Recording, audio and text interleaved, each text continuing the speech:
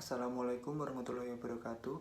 Perkenalkan, nama saya Farid Ade Sukma dengan NIM 2019-407. Kali ini saya akan memenuhi tugas AIK 4 dengan tema etika bermasyarakat dalam Islam. Baik, sebelum kita memasuki bahasan inti terkait etika bermasyarakat, kita perlu tahu dulu yang namanya apa itu etika. Nah, etika itu berasal dari bahasa Latin, yakni etnik. Nah, sedangkan dalam bahasa Yunani, etika itu disebut etikos, yaitu body of a moral principle of or value. Nah, etnik arti sebenarnya ialah kebiasaan atau habit. Jadi, dalam pengertian aslinya, apa yang disebutkan baik itu adalah yang sesuai dengan kebiasaan masyarakat pada saat itu. Nah, kemudian lambat laun pengertian etika itu berubah dan berkembang sesuai dengan perkembangan dan kebutuhan manusia. Perkembangan kebutuhan etika tidak lepas dari substansinya, bahwa etika itu suatu ilmu yang membicarakan sebuah masalah perbuatan atau tingkah laku manusia, mana yang dinilai baik, mana yang dinilai buruk. Istilah lain dari etika itu bisa disebut moral, susila, budi pekerti, dan juga akhlak. Etika merupakan ilmu, bukan sebuah ajaran. Etika dalam bahasa Arab itu disebut dengan akhlak, merupakan jamak dari kata khuluq yang artinya kebiasaan, perangai, tabiat, watak, adab, ataupun agama.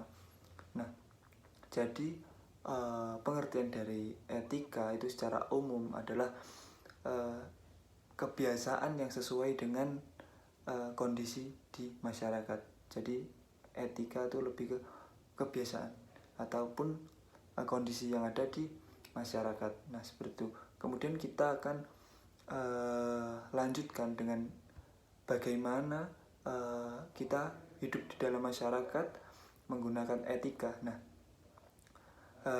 hidup dalam bermasyarakat tentu tidak bisa dilepaskan dengan keseharian manusia. Kita sebagai manusia, sebagai makhluk sosial, tidak dapat hidup sendiri. Setiap manusia memerlukan interaksi dengan manusia lain atau hidup bermasyarakat untuk bersosialisasi ataupun memenuhi kebutuhan hidupnya. Seperti itu. Nah, di dalam Islam sendiri itu telah memberikan tuntunan mengenai bagaimana cara hidup bermasyarakat atau bagaimana cara bergaul dengan lingkungan di sekitar kita. Nah, dalam Islam itu sebenarnya sudah diatur seperti itu.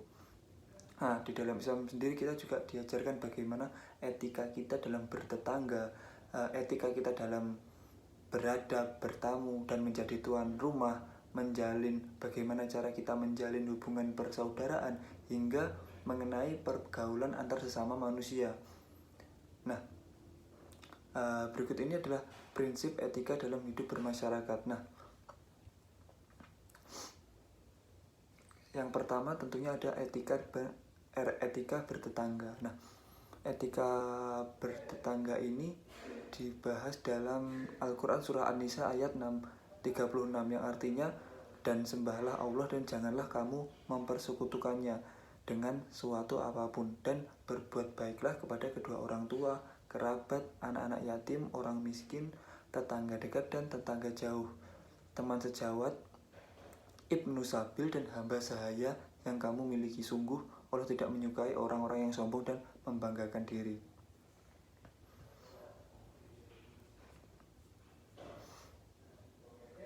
Nah, dari surat tersebut kita dapat tahu bahwa berbuat baik itu dapat ditunjukkan kepada orang tua, kerabat, anak yatim, orang miskin, tetangga, anak jalanan atau ibnu sabil, atau hamba sahaya. Nah, hal tersebut merupakan alat dan sarana untuk saling mengenal dan saling membantu, serta kita bisa saling mengontrol dalam menjalin komunikasi dengan tetangga kita. Lebih dari itu, sebenarnya ada fungsi rukun tetangga, yaitu untuk pengamanan bagi penduduk dan warga yang tinggal di daerah tersebut. Nah, kalau kita memiliki lingkungan tetangga dan kita baik dalam bersosialisasi di sana, maka yang terjadi adalah sebagai warga kita akan lebih terjaga terkait keamanan harta, keamanan jiwa, dan juga keamanan raga dalam bermasyarakat. Kemudian ada yang namanya etika bertamu. Nah, di dalam etika bertamu itu Al-Quran mengaturnya dalam surat Al-Hijr ayat 68, yang artinya Lut berkata, sesungguhnya mereka adalah tamuku, maka jangan kamu mempermalukan aku. Oke, dari ayat tersebut maka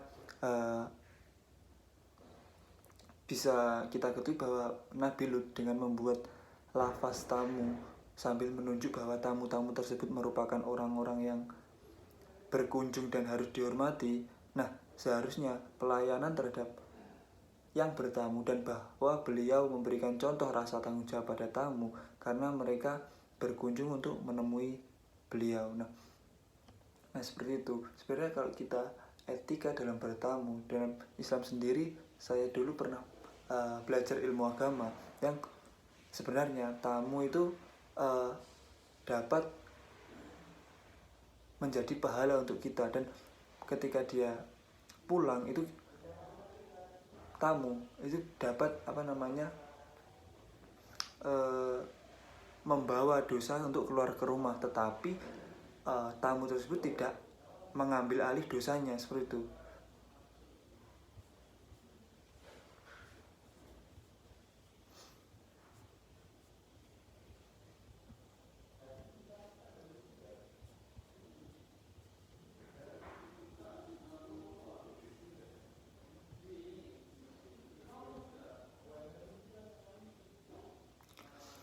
Yang selanjutnya ada yang namanya etika dalam pergaulan. Nah, karena ini ya, terutama ini pergaulan. Nah, yang namanya pergaulan itu terdapat di dalam Al-Qur'an, di dalam hadis Imam Muslim nomor 4762, yang artinya dari Abu Burdah dan Abu Musa dari Nabi Muhammad SAW. Beliau bersabda, sesungguhnya perumpamaan teman dekat yang baik dan teman dekat yang buruk adalah seperti penjual minyak wangi dan tukang pandai besi. Seseorang penjual minyak wangi terkadang mengoleskan wanginya kepada tamu, dan terkadang kamu membelinya sebagian atau kamu dapat mencium semerbak harumnya minyak wangi itu. Sementara tukang pandai besi, ada kalanya ia membakar pakaian kamu ataupun kamu akan menciumi baunya yang tidak sedap.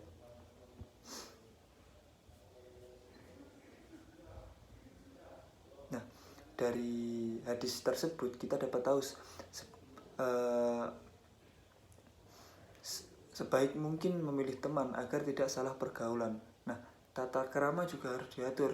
Demikian rupa merupakan untuk sebagai pedoman pergaulan antar manusia. Nah, berakhlak mulia terhadap orang tua, anak-anak, dan saudara dan maupun dalam pergaulan kita.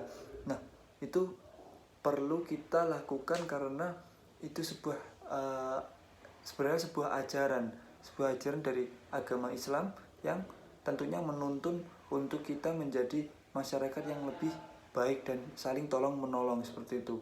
Mungkin penjelasan saya terkait etika dalam bermasyarakat mungkin itu saja. Apabila ada kurang lebihnya, saya mohon maaf. Wabillahi taufiq wal hidayah. Wassalamualaikum warahmatullahi wabarakatuh.